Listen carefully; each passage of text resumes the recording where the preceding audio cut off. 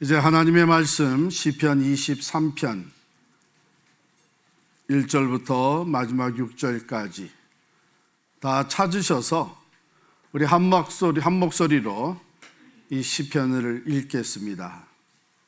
다 준비되셨죠? 이제 읽기를 시작합니다. 여호와는 나의 목자시니 내게 부족함이 없으리로다. 그가 나를 푸른 풀밭에 누이시며 쉴 만한 물가로 인도하시는도다. 내 영혼을 소생시키시고 자기 이름을 위하여 의의 길로 인도하시는도다. 내가 사망의 음침한 골짜기로 다닐지라도 해를 두려워하지 않을 것은 주께서 나와 함께 하심이라. 주의 지팡이와 막대기가 나를 안위하시나이다. 주께서 내 원수의 목전에서 내게 상을 차려주시고 기름을 내 머리에 부으셨으니 내 잔이 넘치나이다. 내 평생의 선하심과 인자하심이 반드시 나를 따르리니 내가 여호와의 집에 영원히 살리로다. 아멘. 다윗의 시입니다. 어떤 시들은 앞에 머리글에 다윗의 시 그리고 몇 자가 더 적혀 있어서 이게 어떤 배경에서 무엇을 위해서 쓰여진 시라 이런 표시가 되는데, 오늘 시편 23편에는 다른 것은 없고 그냥 다윗의 시라고만 되어 있습니다. 어떤 특별한 배경이 있어서가 아니라 이 시는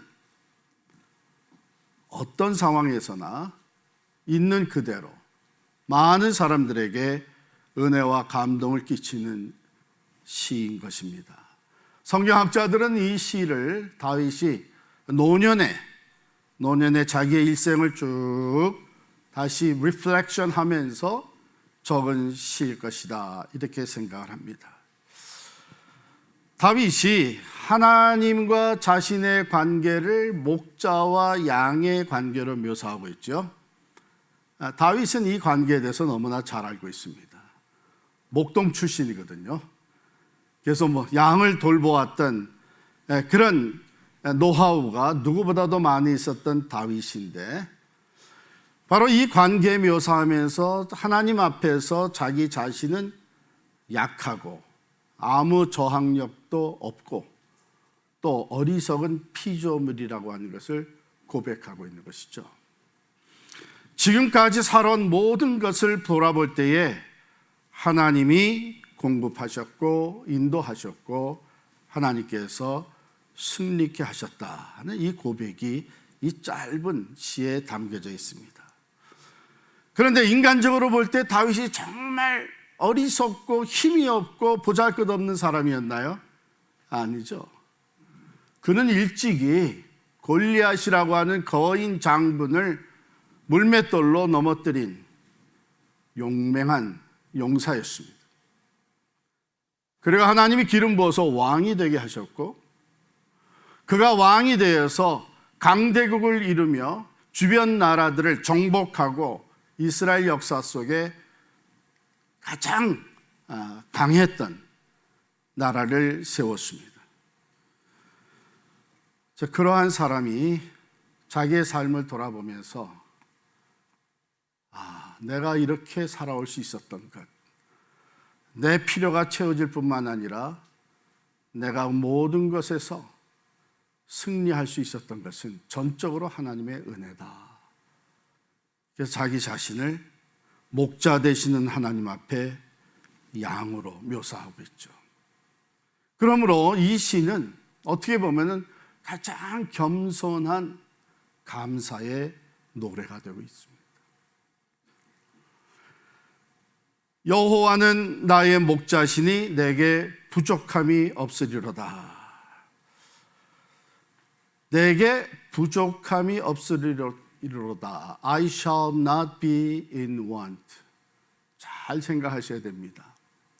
여호와가 나의 목자가 되게 되면 내가 원하는 것은 다 주어진다가 아니에요. 내게 필요한 것이 채워진다는 것입니다. 오히려 양도 마음이 교만해지고 자기의 욕심이 커지게 되면 목자가 인도하면서 프로바이드 해주는 것보다 더 많은 것을 원하며 더 새로운 것을 원하며 곁길로 갑니다. 선한 목자 되시는 하나님은요, 우리의 필요를 채워주십니다. 그래서 언제 어느 때라든지 내가 부족함이 없으리로다, 이런 만족함을 누리며 살게 해주시죠. 하나님은 공중의 새도 먹이시고 들의 백합화도 자라게 하십니다. 하물며 그의 자녀된 우리들, 하나님께서 필요한 것을 채워주시지 않겠습니까? 그러므로 주님 말씀하시기를 너희는 먼저 그의 나라와 그의 의를 구하라, 그리하면 이 모든 것을 너희에게 더하시리라 그랬어요. 젊은 사자는 궁핍하여 줄일지라도 여호와를 찾는 자는 모든 좋은 것에 부족함이 없으리로다. 내가 다른 사람보다 더 많이 갖지는 못했지만 오히려 내가 부유하게 살아가는 사람들보다 더 행복할 수 있는 것은 나의 부족함이 주 안에서 채워지기 때문입니다. 내가 배운 것이 남들보다 많지는 않지만 많은 학문을 쌓아놓은 사람보다 내가 더 행복할 수 있는 것은 나의 부족한 지혜, 필요한 지혜를 하나님께서 공급해 주시기 때문입니다. 이거 가지고는 모자른다, 내가 원하는 것, 더 욕심을 내면서 살아가는 사람들에게는 아무리 많이 가져도 참 행복함, 만족감이 없게 되는 것이죠. 그러나 여호와를 나의 목자로 삼고 그 목자를 따라 사는 사람에게는 때를 따라 필요한 모든 것이 그 목자를 통해서 주어지는 것이죠. 다윗이 이것을 평생을 통해 경험하게 된 것입니다. 그런데 그 목자 되시는 하나님은 이 땅에 우리의 육신의 삶을 위해서 물질적인 것만 채우시는 것뿐이 아니세요. 2절에 보면 나를 푸른 풀밭에 누이시고 쉴 만한 물가로 인도하실 뿐만 아니라 3절입니다. 내 영혼을 소생시키시고, 내 심령이, 내 영혼이 상처를 입고 슬픔을 당할 때에 그분은 우리를 위로하시고 우리의 영혼을 새롭게 하십니다. 우리가 죄를 짓고 어둠 가운데 처할 때에 그분은 우리의 죄 문제를 다스려 주시되 예수 그리스도의 보혈로 다시금 정결케 하시고 거룩하게 회복시켜 주십니다. 우리의 믿음이 흔들리고 약할 때에 성령 안에서 우리의 믿음을 다시 붙잡아 주시고 강하게 하십니다. 상한 갈대도 꺾지 아니하시고 꺼져가는 심지도 끄지 아니하시는 그 하나님이 우리의 육신적인 필요만 채워주는 것이 아니라 우리의 영적인 것을 채우시고 치료하시고 회복시켜 주신 것이죠. 만물을 창조하신 하나님은 우리 바다의 밀물과 썰물도 하나님의 주권 안에 운영이 되고 있습니다. 그래서 우리의 영혼이, 우리의 영성이 이 썰물처럼 낮아졌을 때 다시 밀물처럼 회복시켜 주시는 분이 하나님이십니다. 그러므로 내 영혼이 지금 메말라 있고 내 영성이 지금 땅에 떨어져 있다 느껴질 때에 우리는 하나님께 기도해야죠. 나의 목자가 되시는 주여, 내 영혼을 소생시켜 주옵소서.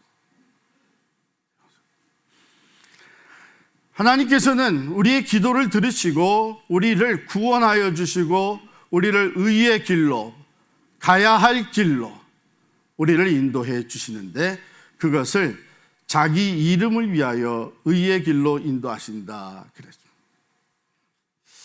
우리가 생각할 때에 자기 결국은 나를 위해서 하시는 게 아니라 하나님 자기 자신을 위해서 하시는 거네. 맞아요. 하나님은 신실하신 하나님이십니다. 하나님과 언약 관계에 들어갔던 이스라엘 백성들이 신실하지 못해서 하나님과 관계를 파기했어요. 우상을 섬겼어요. 하나님의 말씀을 떠났어요. 그럼에도 불구하고 하나님은 그 이스라엘 백성들을 끝까지 약속하신 대로 지켜주셨습니다. 그러므로 하나님은 그 거룩하신 이름, 신실하신 하나님이라는 이름을 스스로 포기하지 않는 것이죠. 자기 이름을 위하여 우리를 다시 회복시키시고 그 언약의 관계로 다시 돌이켜 주십니다. 하나님은 그가 모든 만물을 창조하셔서 영광을 받으시는 그 목적대로 자기 이름이 높임을 받으며 하나님의 영광이 온 세상을 덮게 되기까지 쉬지 않고 일하시며 하나님의 사람들을 의의 길로 인도해 가시는 것입니다. 하나님의 이 인도하심을 받는다고 하는 것은 우리에게 있어서 얼마나 큰 축복인지 모릅니다. 왜냐하면 우리는 종종 길을 잃습니다. 길을 잃고 방황합니다. 방황 가운데는 의심과 두려움이 찾아옵니다. 그런데 다시 길을 찾게 되면 평안이 옵니다. 소망이 생깁니다. 두려움이 사라집니다. 하나님이 이와 같이 우리를 의의 길로 인도하시며 하나님이 영광을 받으시는 거예요. 다윗은 4절에 이렇게 고백합니다. 내가 사망의 음침한 골짜기로 다닐지라도 해를 두려워하지 않을 것은 주께서 나와 함께 하심이라. 하나님을 나의 목자로 삼고 살아갔던 다윗, 오늘도 여호와 하나님을 나의 목자로 고백하며 살아가는 우리들의 삶에도 어려움은 부딪혀옵니다. 사망의 음침한 골짜기를 지나가야 되는 때도 찾아옵니다. 어쩌면 우리가 지난 20개월 동안 그것을 경험하며 살아왔습니다. 그런데 다윗은 그런 상황 속에서도 아무런 해가 없을 것이다 확신을 해요. 사망의 음침한 골짜기, 그 두려움의 기간을 지나갈 동안에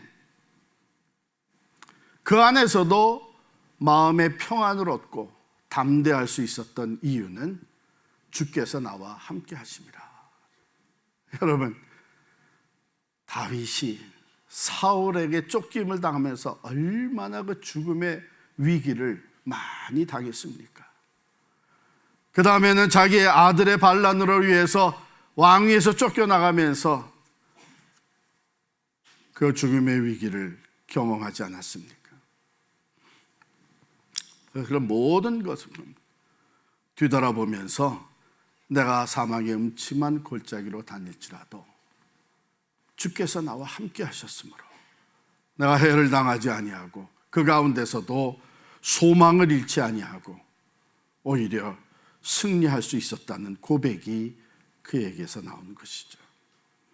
그 이유는 다른 것이 아니라 주께서 나와 함께 하시며 그의 지팡이와 막대기로 나를 안위하셨기 때문이다.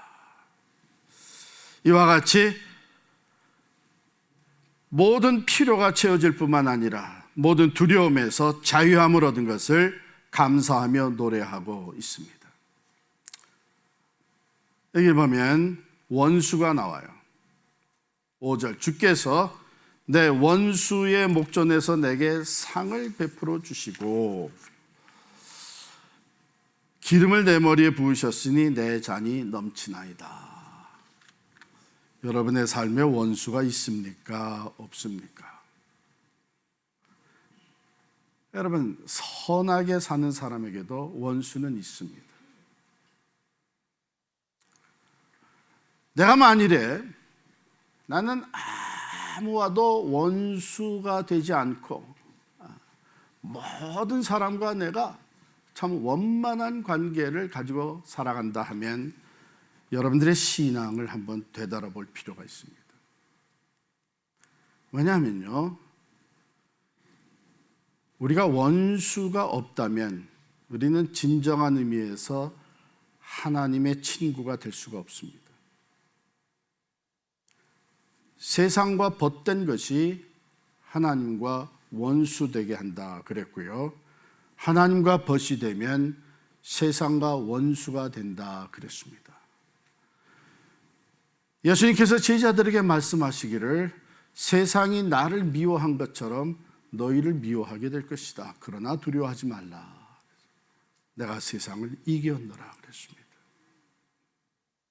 너희가 세상에서 환난을 당하나 담대하라. 내가 세상을 이겼노라. 하나님의 아들 예수 그리스도께서 이 땅에 사시면서 원수들이 생겨났습니다. 어떻게 하면 나사렛 예수를 죽일 수 있을까? 대적하는 무리들이 생겨났습니다. 여러분, 우리가 혹이라도 원수 되는 것이 두려워서, 대적이 생겨나는 것이 두려워서 세상과 적당히 타협하며 살고 있지는 않은지요. 물론 내가 다른 사람을 원수시하는 것이 아닙니다. 진리를 따라 사는 사람에게 거짓과 불의를 행하는 사람들은 핍박을 가하게 되고 대적하게 됩니다. 결국 하나님의 아들 예수 그리스도를 십자가에 못 박은 이런 불의한 사람들, 그 예수를 따라가는 우리들의 삶에도 원수가 있게 마련이고 대적하는 사람들이 생기게 마련입니다. 특별히 사탄 마귀는 어떻게 해서든지 우는 사자와 같이 삼킬 자를 두루 찾아다니며 믿는 자라도 넘어뜨리려고 하는 것이 마귀의 권세입니다.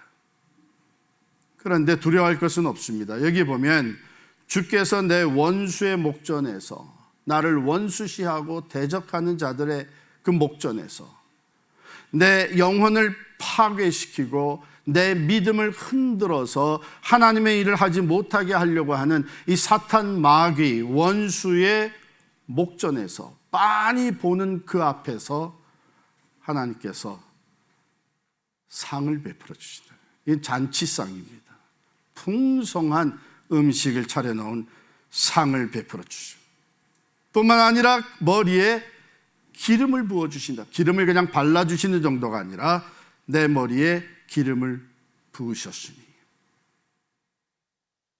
여러분, 이게 그냥 이론적인 것 같아요? 아니죠. 다윗의 마음은 그렇지 않았지만 사울은 왜 그렇게 다윗을 시기하고 질투하며 원수시해서 어떻게 해서든지 사울을 잡아 죽이려고 했습니다.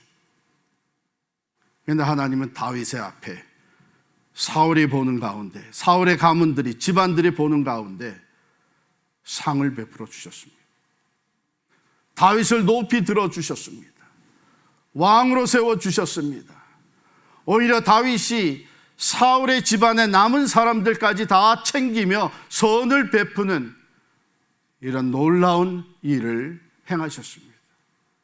결국은 원수되었던 자들이 그 앞에 머리에 숯불을 올려놓은 것 같은 부끄러움을 당하게 하셨습니다. 그렇습니다. 원수 사탄 마귀는 우리를 어떻게 해서든지 넘어뜨리려고 대적해 오지만은 하나님께서 우리와 함께 하셔서 우리 앞에 상을 베푸시고 머리에 기름을 부으시는 것은 무슨 말입니까? 이는 내 사랑하는 아들이여 내 딸이라. 내가 함께하는 사람, 하나님께서 함께하는 사람이라고 하는 증거를 확실하게 보여주시는 것이죠. 그러므로 시기와 질투, 교만함으로 원수하고 대적했던 사람들이 오히려 그 앞에서 부끄러움을 당하게 하십니다. 이것이 여호와를 나의 목자로 삼고 살아가는 사람들에게 주어지는 놀라운 축복입니다. 온 세상이 대적한다고 해도 여호와를 나의 목자로 삼고 살아가는 성도들의 삶에는 온전한 평강이 주어지게 된 것이죠. 이제 우리 6절 말씀을 다 같이 읽겠습니다. 6절 한 목소리로 읽습니다. 내 평생의 선하심과 인자하심이 반드시 나를 따르리니 내가 여호와의 집에 영원히 살리로다. 여기에 나타난 하나님은 어떤 하나님이십니까? 선하시고 인자하신 분이세요. 그런데 그 하나님의 선하심과 인자하심이 나와 함께 한다고 하는 이 고백을 다윗은 어떻게 표현했나 하면 내 평생에, 어느 한 시점뿐만이 아니라 어떤 특별한 경우뿐만 아니라 내 평생에 하나님의 선하심과 인자하심이 반드시 나를 따른다.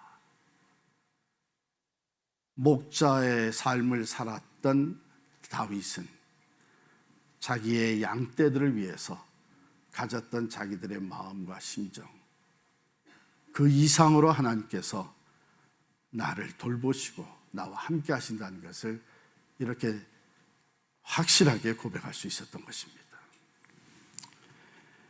그런데 여러분, 시편 23편 전에 있는 시편 22편, 우리 시편 23편은 성도들은 물론 교회 안 다니는 사람들도 이 여호와는 나의 목자시니 23편의 노래는 다 좋아하는 것 같아요. 성도들은 말할 것도 없죠. 그런데 여러분, 시편 22편은 읽어보셨습니까? 시편 23편만큼 좀 자세히 보셨습니까? 아유, 그건 보니까 훨씬 더 기네. 그런데요, 저는 이렇게 편집된 게 참 놀라워요. 여러분, 시편 22편에 붙여진 별명이 뭐냐 하면 십자가의 시예요. 십자가의 시. 거기에 보면 고통의 이야기, 여기 푸른 풀밭, 쉴만한 물가 이런 거 하나도 없습니다. 고통과 고뇌와 죽음의 이야기가 있어요. 그런데 이 이야기들 들여다보면 장차 예수님께서 이 땅에 오셔서 당하실 그 십자가의 고난과 죽음을 예언해 놓은 시예요. 놀랍게도 예수님은 십자가에 달려 고난을 받으시고 죽음을 당할 때에 바로 이 시편 22편에 있는 말씀을 인용을 하십니다. 그 대표적인 것이 뭐냐면 내 하나님이여, 내 하나님이여, 어찌 나를 버리셨나이까. 절규하면서 바로 이 시편에 있는 내용으로 하나님께 부르짖는 주님입니다. 자, 이러한 십자가의 시가 있은 후에 시편 23편이 소개가 되고 있어요. 무슨 말입니까? 오늘 시편 23편에서 주어진 이 놀라운 은혜와 축복과 평안과 소망을 누리며 살아가는 사람들은 여호와 하나님을 다윗과 같이 하나님을 자기의 목자로 영접해 드리고 살아가는 사람들인데, 그 관계는 어떻게 형성이 가능한가? 예수님의 십자가로만 가능한 거예요. 예수 그리스도의 십자가의 그 고난과 죽음이 곧 나를 위한 것이라고 하는 믿음의 고백을 할 수 있는 사람들만이 여호와는 나의 목자시니 내가 부족함이 없으리라고 또한 고백할 수 있는 것이죠. 십자가의 그 고뇌와 피 흘리심이 나의 죄값을 치르시기 위해 했던 예수 그리스도의 희생이었다고 하는 것을 고백할 수 있는 사람만이 진정 여호와는 나의 목자시니 내게 부족함이 없다고 고백할 수 있는 것입니다.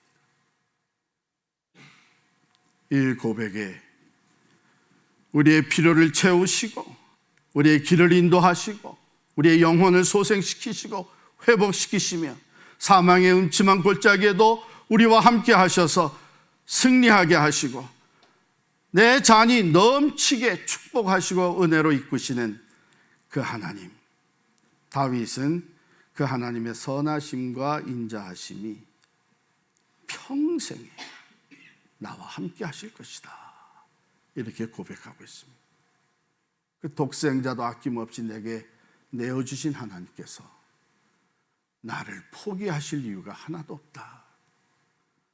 신실하게 끊임없는 사랑으로 내 삶을 인도하셔서 결국은 내가 여호와의 집에 영원히 살게 하실 것이다. 죽음 너머에 산 소망을 또한 노래하고 있는 것입니다. 전에 성경 번역에는 우리 한국말 번역의 마지막 부분을 어떻게 번역했습니까? 내가 여호와의 집에 영원히 뭐하였죠? 거하리로다 그랬어요. 근데 저는 이 새 번역이 훨씬 좋아요. 그냥 거한다는 거하고 살리로다 하는 거하고 이게 느낌이 다르잖아요.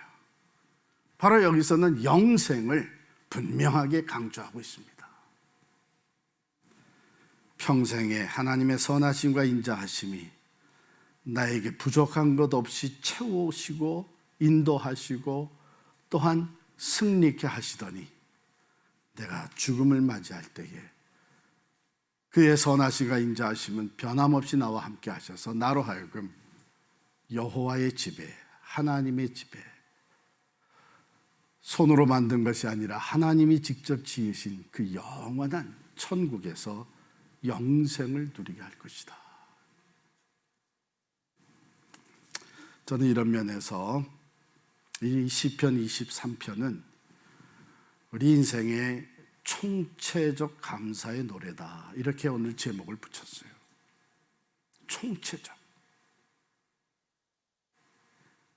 육신적인, 육체적인 필요만 아니라 우리의 영혼의 필요도 채워주시고 우리에게 편안한 쉼을 주실 뿐만 아니라 우리가 사망의 음침한 골짜기로 다닐 때에도 우리와 함께 하셔서 우리로 그것을 극복하게 하시고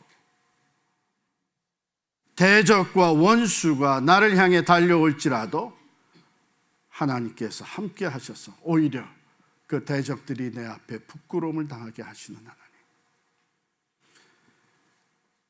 이 모든 것이 어느 한 시점에만 이루어지는 것이 아니라 또한 평생에 나와 함께 하시는 하나님의 선하심과 인자하심 때문이라는 것을 고백하고 죽음 너머에 산 소망까지 내게 주시는 이 선한 목자 하나님을 노래하면서 감사하는 이 노래는 어떤 면으로 봐도 총체적 감사의 노래다.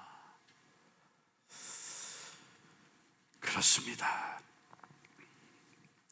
다음 주일은 우리 추수감사절이에요. 추수감사절을 우리가 맞이하면서 다윗과 같이 여호와는 나의 목자시니 내게 부족함이 없으리로다 고백할 수 있고 내 잔이 넘치나이다 진심으로 감사의 노래를 부르며 내 평생의 선하심과 인자하심이 반드시 나를 따르리니 내가 여호와의 집에 영원히 살리로다 이렇게 찬양하며 노래할 수 있는 사람들은 어떤 사람들이냐? 첫 번째, 만물의 창조주 되시고 만복의 근원이 되시며 역사를 주관하시고 우리의 생사화복을 주관하시는 여호와 하나님을 자기의 목자로 영접해 드린 사람들입니다. 오직 예수 그리스도 안에서만 이 관계가 형성이 되기 때문에 예수를 내 구주로 믿고 고백한 사람들만이 진정한 고백, 다윗과 함께 여호와는 나의 목자시니 라고 노래할 수 있는 것이죠. 물론 주어진 시를 누구나 다, 심지어는 믿지 않는 사람들도 이 시를 좋아하면서 노래를 합니다. 여호와는 나의 목자시니 내가 부족함이 없으리로다. 여러분들도 아마 교회 생활하면서 이 시야말로 수없이 들었을 거예요. 그런데 진정 여러분이 예수 그리스도 안에서 하나님을 여러분의 목자로 삼고 계십니까? 아멘! 이 아멘의 고백이 우리의 정체성을 확실하게 해주는 것이죠. 두 번째, 그러면은 이 다윗과 같이 여호와를 나의 목자로 삼고 살아가면서 이 총체적인 감사의 노래를 하나님 앞에 드릴 수 있는 사람들은 어떤 사람들이냐? 목자 되신 하나님을 따라가는 사람이에요. 즉 그의 말씀에 그의 음성을 듣고 순종하는 사람들입니다.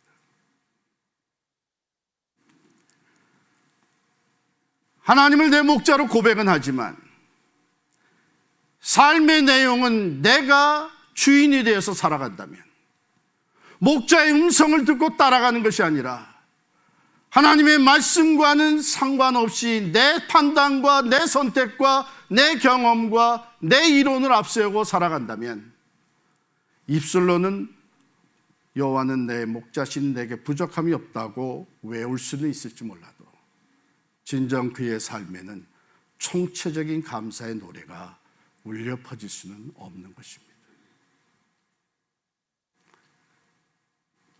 우리는 종종 불평과 불만, 원망과 이 가운데서 감사를 잃어버린 삶을 살 수가 있습니다.